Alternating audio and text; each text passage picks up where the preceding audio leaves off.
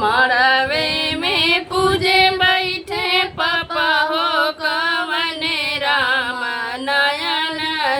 नीर चुए नदी के सामान जी नयन नीर चुए नदी के सामान जी मड़वे में पूजे बैठे पापा हो कवने राम नयन नीर चुए नदी के सामान जी नयन नीर चुए नदी के सामान जी थाली दान दिया पापा लोटा दान दिया हो थाली दान दिया पापा लोटा दान दिया हो आपन दुलारी बेटी दान जाने दिया हो आपन दुलारी बेटी दान जानी दिया हो मड़वे में चाचा बैठे मड़वे में पूजे बैठे चाचा हो कवन राम नयन नीर चुए नदी के सामान जी नयन नीर चुए नदी के सामान जी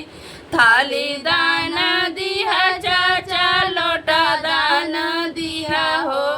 थाली दान दिया चाचा लोटा दान दिया हो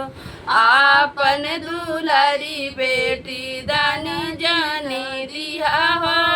आपन दुलारी बेटी दान जानी दिया हो मड़वे में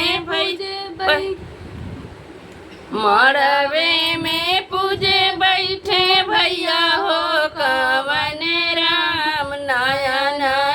नीर चुए नदी के सामान जी नयन नीर चुए नदी के सामान जी